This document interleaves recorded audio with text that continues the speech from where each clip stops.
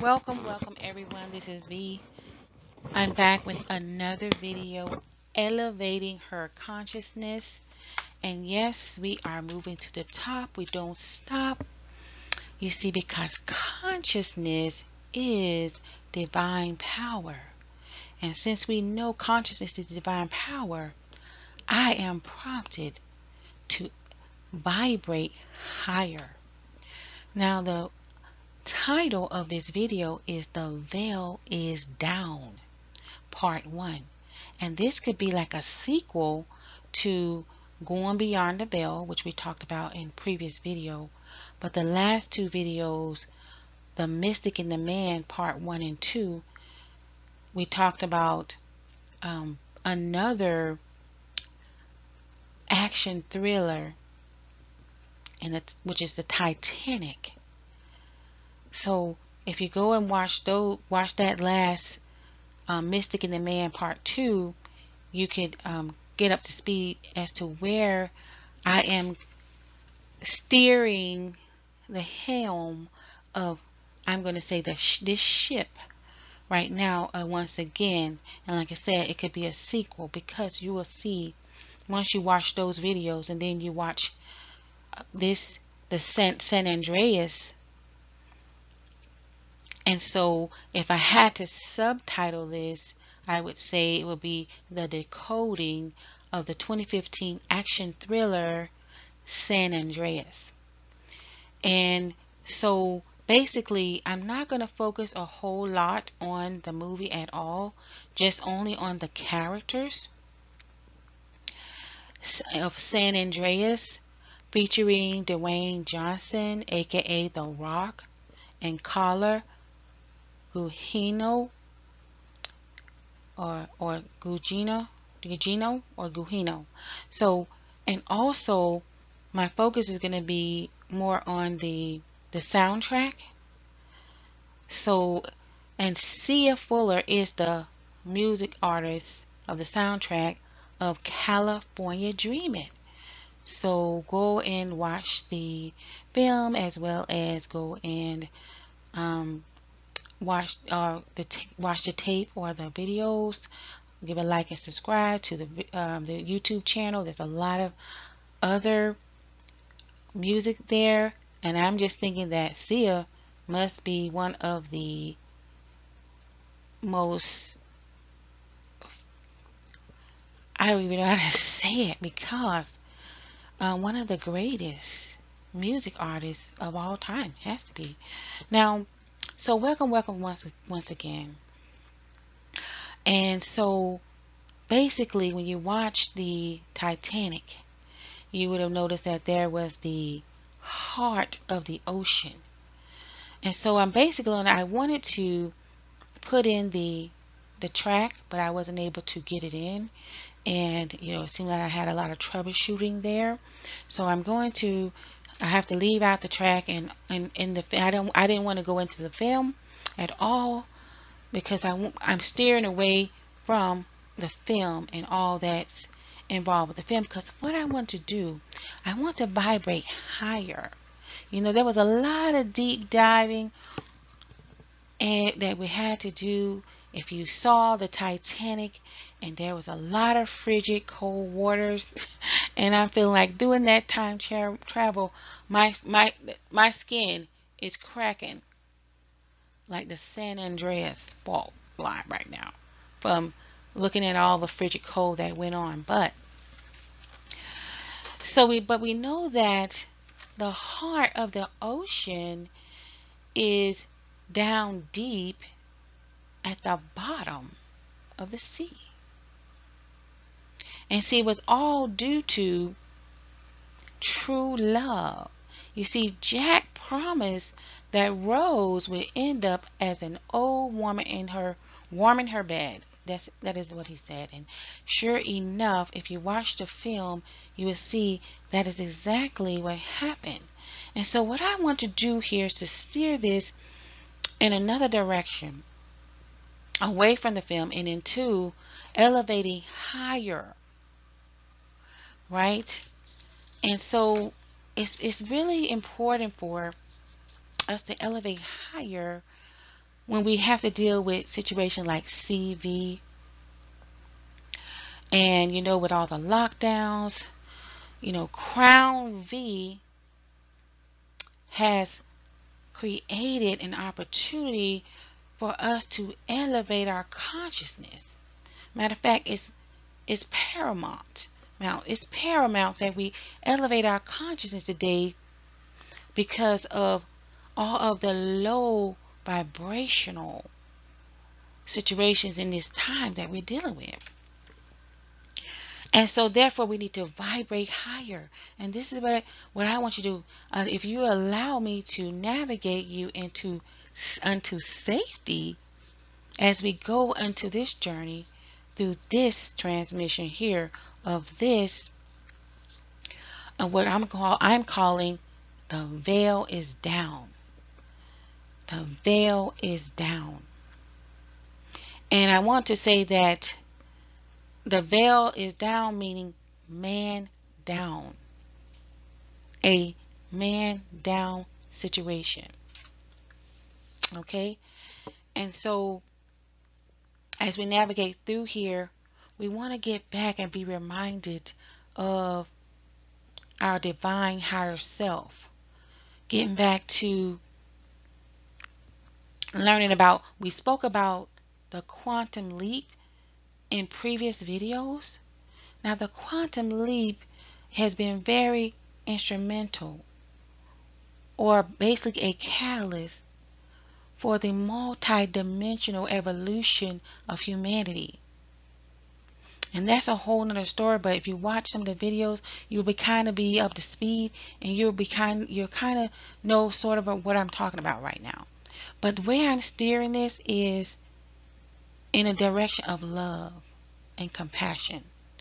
And so love has lifted me higher than I have ever been. And when I speak about that, I'm speaking about the Rock of Ages, the Ancient of Days. And so, although I wasn't able to get the clip in there for you, but you can go and watch the movie and enjoy that. But since I am going a different direction, I wanted to put our focus mainly much more on the soundtrack. And you can watch the soundtrack or listen to it yourself. But I wasn't able to get the clip in and get that up, but I was able to get the lyrics. So let me go to the next slide. And so on the right, you see there's just a picture of the San Andreas fault line.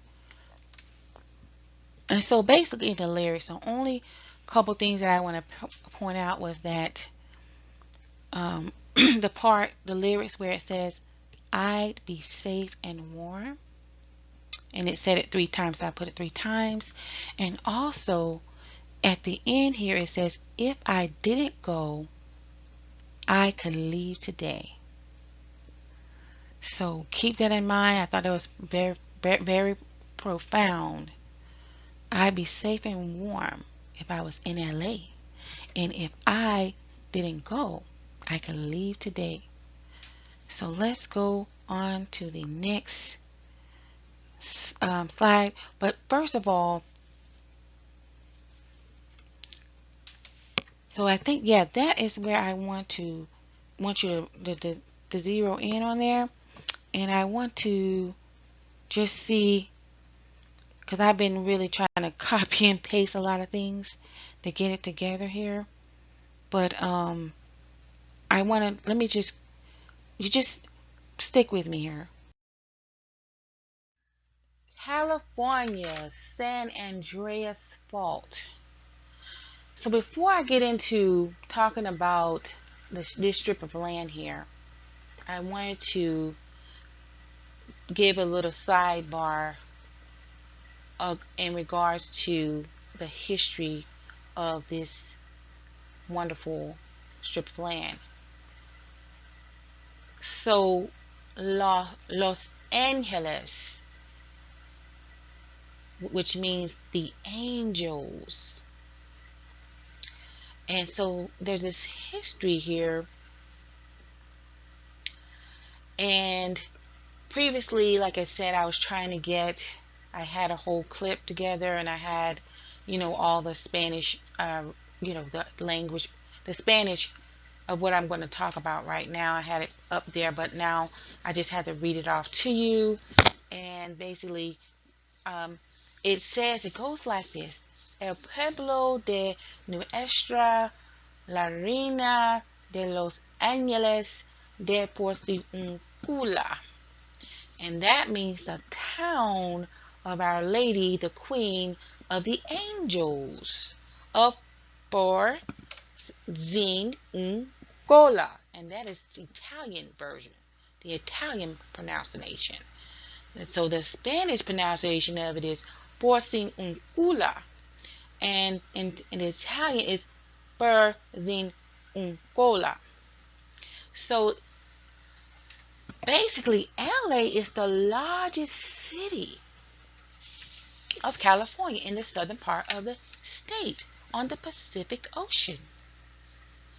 And see, LA is the city of entertainment, the most populous city in the U.S. Yes. And it was founded by the Spanish in 1781. It became the center of the U.S. film industry. All right, and it was the hub of the extensive metropolitan area. And I also found some other interesting information in regards to the 16th century Spanish novel that involved a warrior queen named Califia that connects North Africa. The name California also refers to the term or the phrase hot furnace. So that's just a little sidebar there, giving you some more information and history about the state of California. And so the San Andreas map, which you see here on the right, it says that the red line on this map follows the surface trace of the San Andreas Fault across California. Area to the east, which is on the right of the fault, are on the North American tectonic plate. Areas to the west, which is the left of the fault, are part of the Pacific tectonic plate. And so I left there a link. You can explore more into that. But in geology, there's the rock formation. Okay, and in the previous slide, I showed you that where you see the rifted valleys, where the crust has been stretched and faulted. And so I really want, like I said, I am going to take hold of the helm of this ship and steer you into another direction that is going to get more into some subliminal information. You see, we have the California San Andreas fault line, and we also have another aspect for which we can term a fault.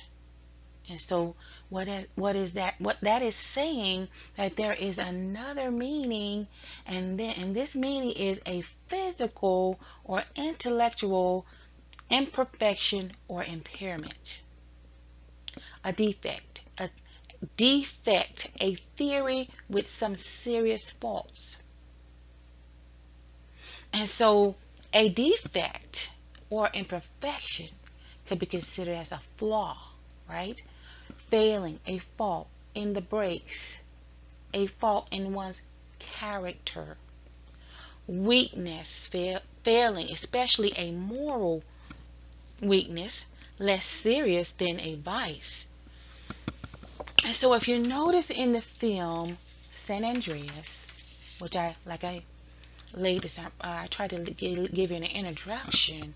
I gave you an introduction of this this whole transmission was that we were going to talk about the relationships.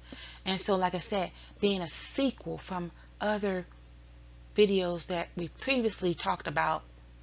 And so now I want to focus in on the relationships of the individuals, right? Because I want to talk about the fault. Because in the film, the main character, the guy, was in love with his family. He loved his family, I would say, unconditionally. Because if you watch the film, you would have seen that the wife, I would say she had many faults.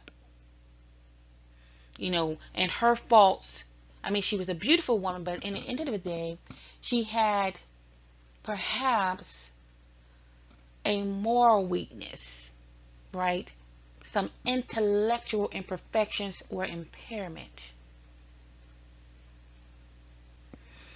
And so, but the husband loved her unconditionally. And so, once again, we're focusing in on unconditional love. And what I want to make is a type of metaphor of God's love for his people. God's love, the Most High, the Elohim. And let me just say that there are many names for what you can call on. But you only need to say the word and he'll be right there. So I wanted to just get that in because I know I didn't talk about that history. And so we've done that. And so that is pretty much what I wanted to do here. And then, so that a physical or intellectual imperfection or impairment, a defect. And so when I'm looking at the strip of land, also I'm reminded of Mother Gaia. I'm reminded of, you could say, well, the land, when you see and you look at it today on the map, it has some flaws. But that didn't stop the Most High from seeding the land, because he was the sower that went out to sow. All right, but I'm going to get into that not at this point, but I'm going to get into that a little bit later. But I wanted to just give you that history in regards to the land, in regards to California. All right. In the mystic in the man, part 1 and 2, we spoke about how the veil of the temple was rent in two, and how the temple represents the body. And so my body is a temple of the Holy Spirit.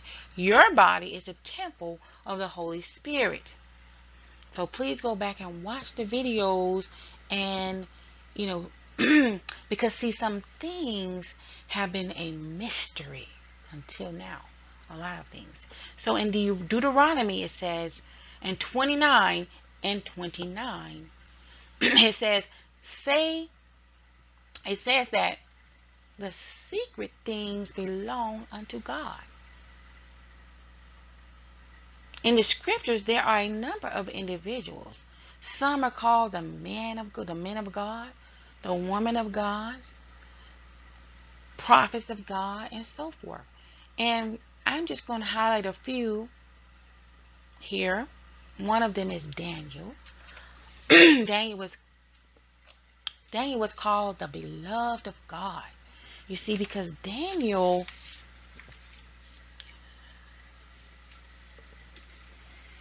why was he be called the love of God? Because see, many secrets was revealed to Daniel. And it was said in the scriptures that Daniel said, he said, seal the book, shut up the words.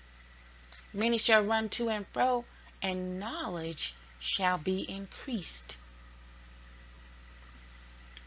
And so, very much was revealed, lots of secrets God revealed to Daniel in night visions and so forth. And so, again, let's go further here. Let's see that the secret things, okay, that belongs to God. That's what he says.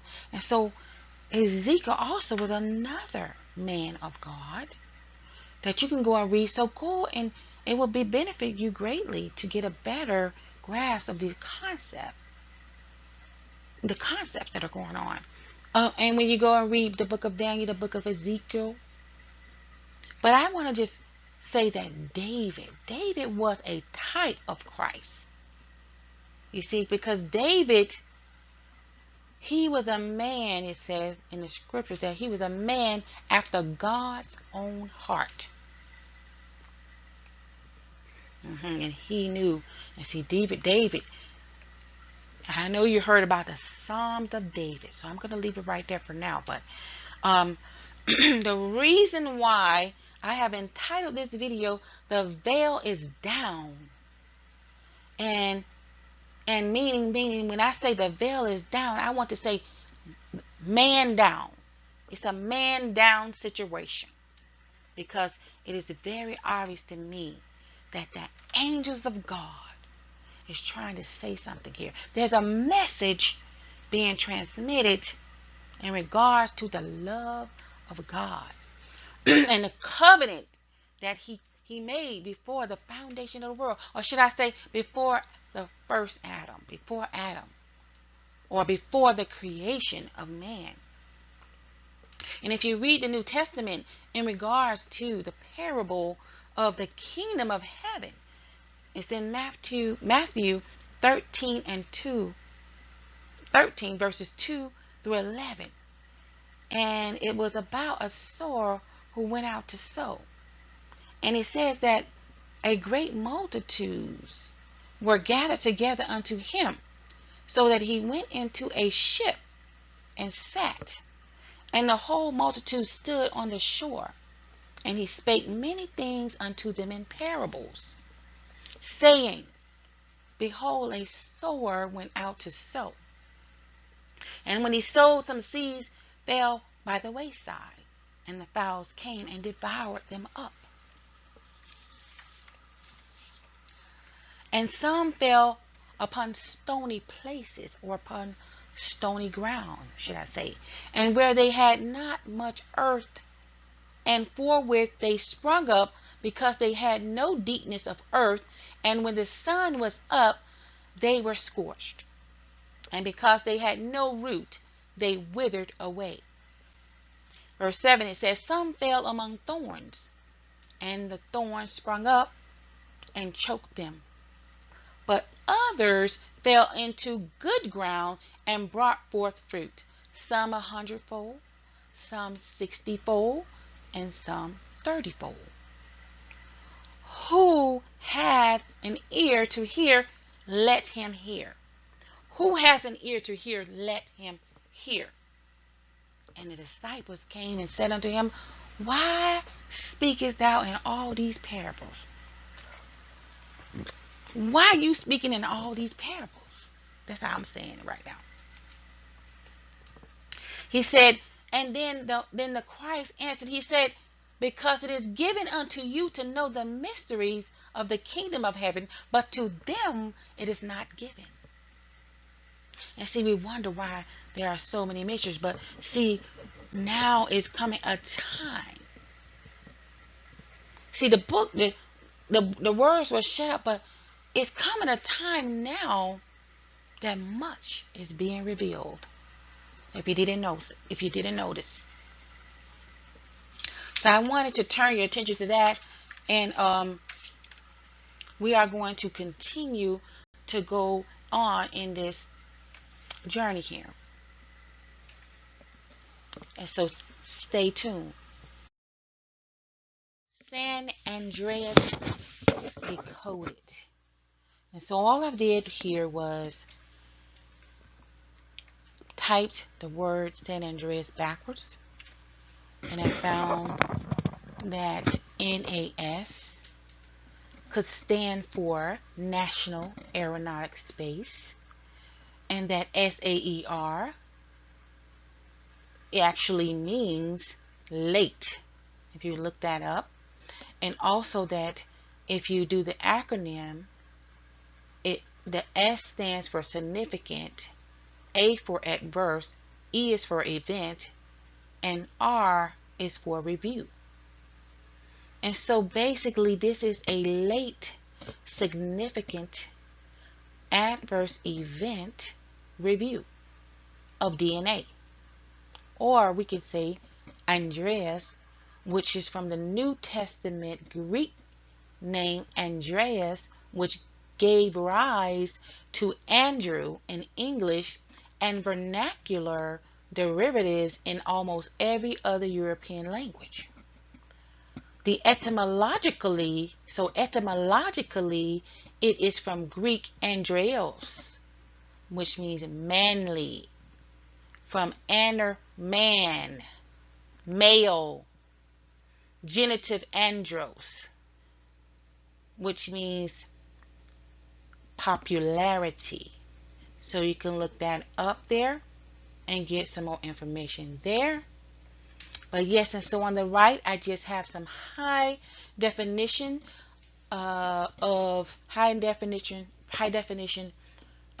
pictures here, or images of the double-stranded DNA, which is the double helix DNA strands, and that's all it is. You can look at that. But from here, we're going to go on to the next slide. So put a comment, before I move on, put a comment below. What do you think about this decoding? Okay, and what would you say in regards to, now after having watched the movie and everything? Please, comment, like, subscribe, and let's continue. So DNA synthesis enables powerful solutions for molecular cloning, creating fusion proteins, or achieving sufficiently high protein expression levels. Compared to traditional molecular cloning techniques, gene synthesis service saves both time and money while offering unparalleled top-bottom customizability.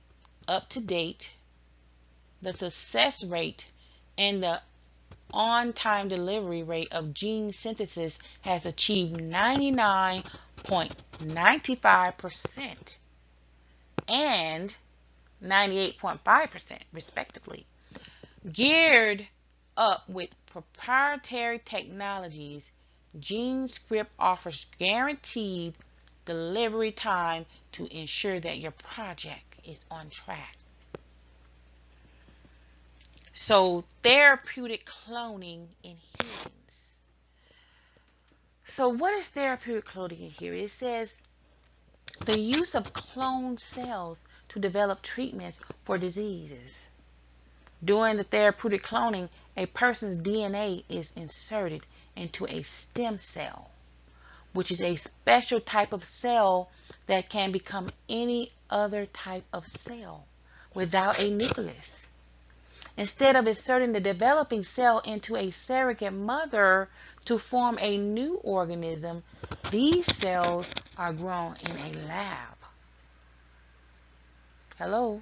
Cells are grown in a lab, where they are given specific chemicals that can differentiate the stem cells into the needed tissue.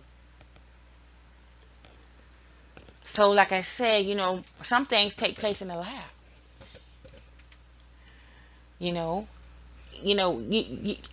How is that a bad plan? When you think about, perhaps when you get these treatments treating diseases, Think about how all the diseases that are going on now, a lot of diseases being wiped out because of this type of um, innovation. Some, I know there are ethical implications here when it comes down to cloning, but think about if you need to have it would be more better for you to have this done than to try to take someone else an organ from another individual. Because when you take an organ from another individual, perhaps there may be some rejection of the graft. But in this case, having taken your own DNA and inserting it into a stem cell, you see what the percentages that we just talked about in the previous paragraph there, the percentage is very high that there won't be any rejection here. And so this type of treatment could be very therapeutic.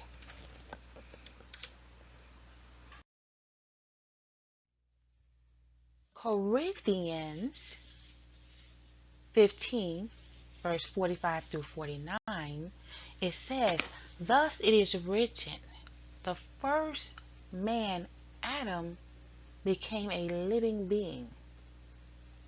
The last Adam became a life-giving spirit. But it is not the spiritual that is first, but the natural, and then the spiritual." So we got to kind of turn some things right side up, because as it's saying, it's some things we probably was thinking about in reverse. And so to me, that's saying that nature, or Mother Nature, always existed. All right, or Mother Nature's was first. And then it says the first man was from the earth. Okay, the earth, I'm telling you, is always existed. A man of the dust. So the first was from the earth, a man of dust. The second man is from heaven. So in the scriptures tells us, it teaches that the blessing was not in the first Adam, but the second Adam. So the second son. And it might allude to the fact that, when you may want to ask the question, well, why is this review necessary? It kind of answers the question, because like I said previously, when we were looking into his story, and we was going over and we were reviewing everything in the mystic and the man, the video 1 and 2, parts 1 and 2, I had said that some things had to be redone, because basically what was Hermes or her mess turned into her message, is which when we got the word of God, and then her message then was turned into Hercules. This is where it came to me. Put a comment below, if correct me if I'm wrong, right? So the 1 Corinthians 15, 45 through 49. So the blessing came with the second Adam. And then it says here, the watchmen that went about the city found me, they smote me, they wounded me, the keepers of the walls took away my veil from me. Songs of Solomon 5 and 7.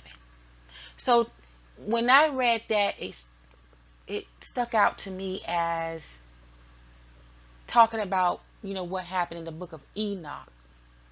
But and it's saying that, there was those watchers. God had told the watchers to watch, but they, rather than they were watching, they were doing something else that they should not have done, which created a mess. Okay, which caused things to have to be redone. Okay, let's move on.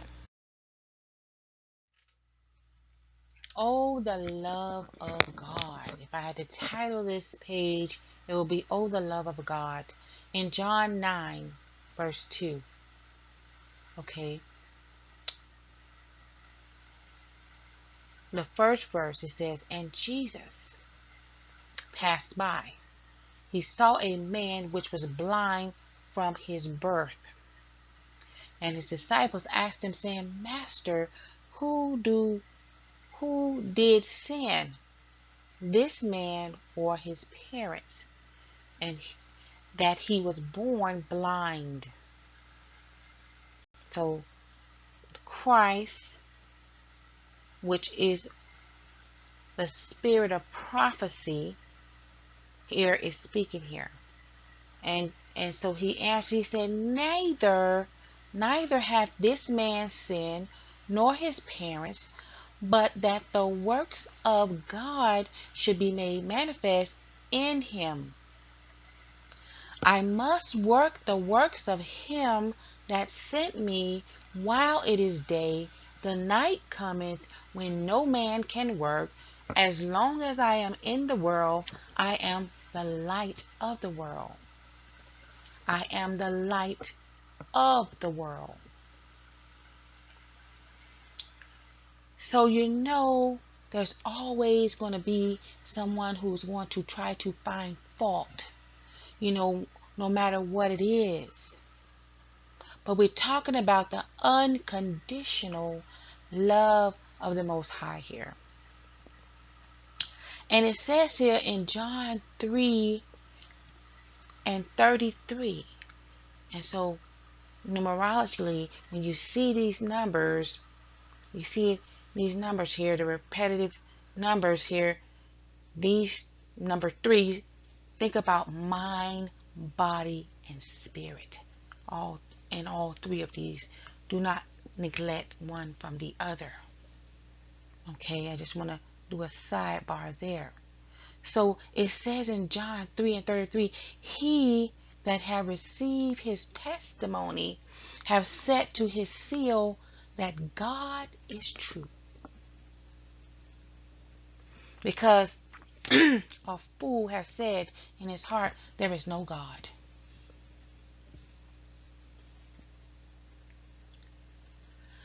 And Matthew 18 and 12, it says, how think you, if a man have 100 sheep, and one of them be gone astray, doeth he not leave the 99 and go into the mountains and seek that which is gone astray?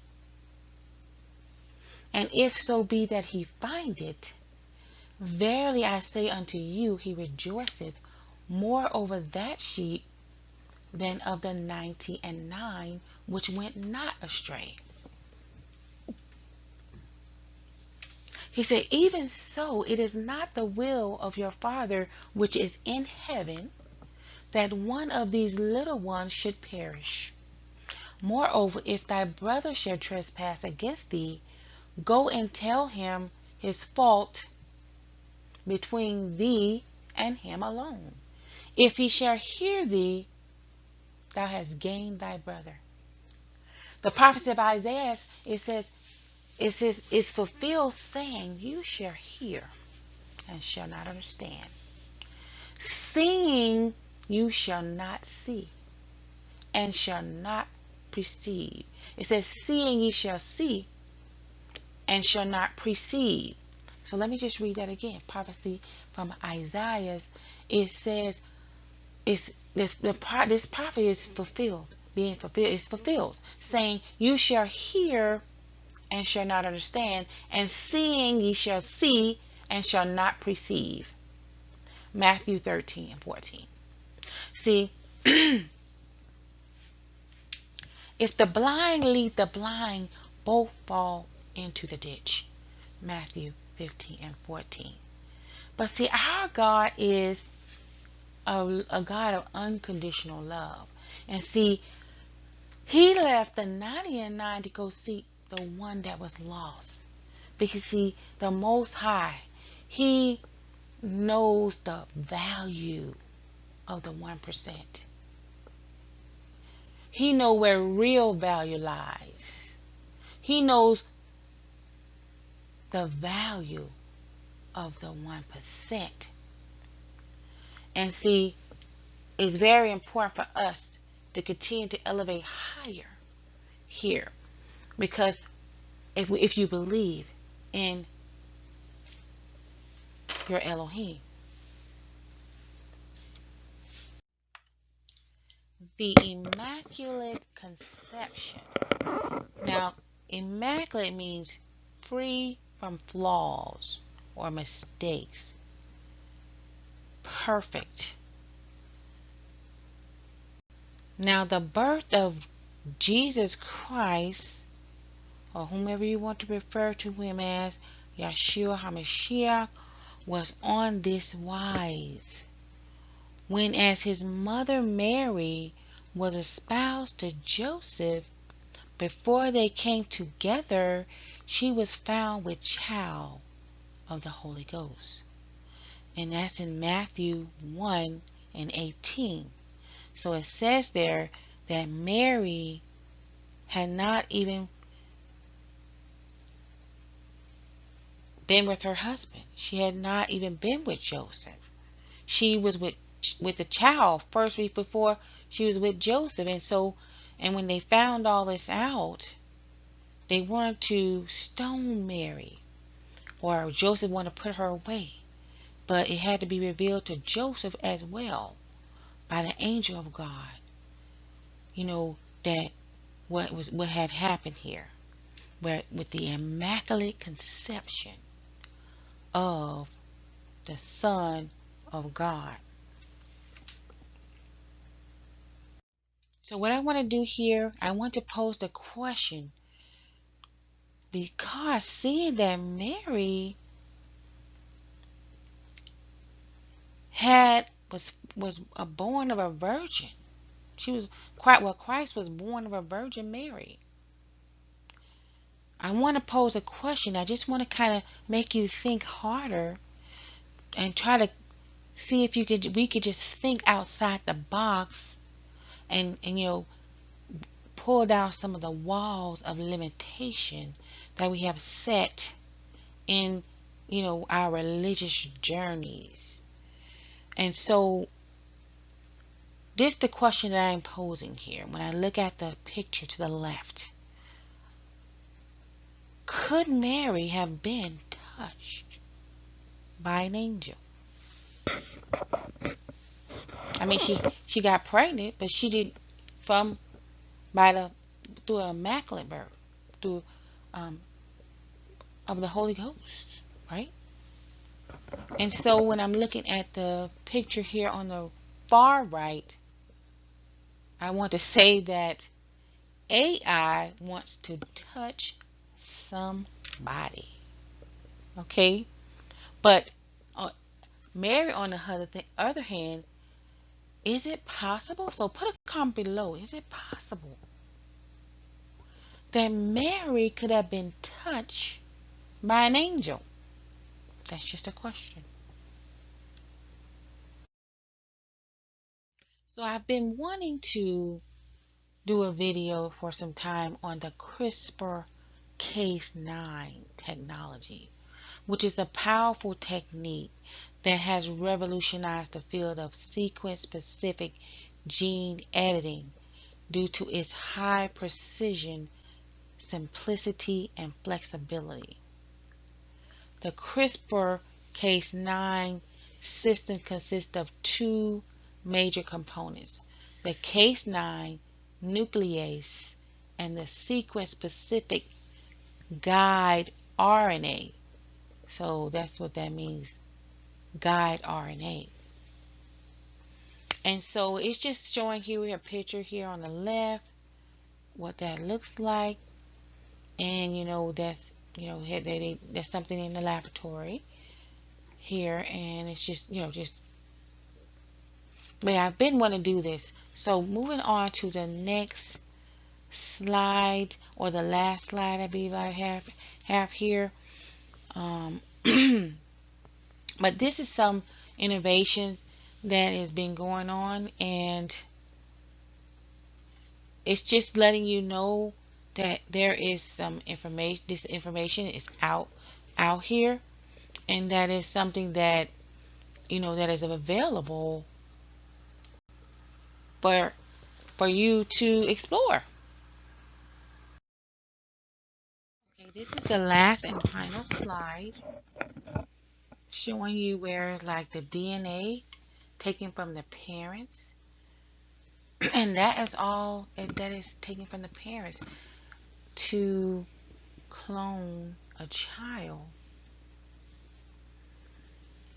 And pretty much you just have the donor egg without the nucleus, and you take that and and clone or customize children. Individuals can do that without even, just all this is done in a lab. Only they've just taken the DNA from the parents. And on the right, you see here that a new organ for a patient is a possibility. And so they're taking the stem cells from the patient. They're taking the patient's DNA and putting it into the stem cell, cultivate it, you know, they add chemicals, whatever have you, that's needed to get a new organ. So this is just more information that's out there, letting you know what's available, what's out there, and what's possible. And I know that there is a lot of controversy and ethical implications in regards to cloning, but I don't know. Personally, I'm not seeing a problem with, because people already are taking organs from other individuals. You know, if, say, for example, they need a heart or a kidney, and they do the transplant, and as I said before, it would be better to take it would be better to go through this process when it comes to cloning or developing another organ or something like that, rather than to take it from another person. You know, so many times I've seen where a person would take a kidney, give one of their kidneys away to another individual. So with this type of innovation, they could a new kidney could be cultivated for you by taking your own DNA and a stem cell, and as we talked about before. So just reiterating, letting you know what here is available and some of the therapeutic aspects. Although there are some, ethical implications here. So that is all I have for you. Please like, share, subscribe, and comment. And stay tuned for part 2 of The Veil is Down. And as always, I appreciate each and every one of you. Until next time.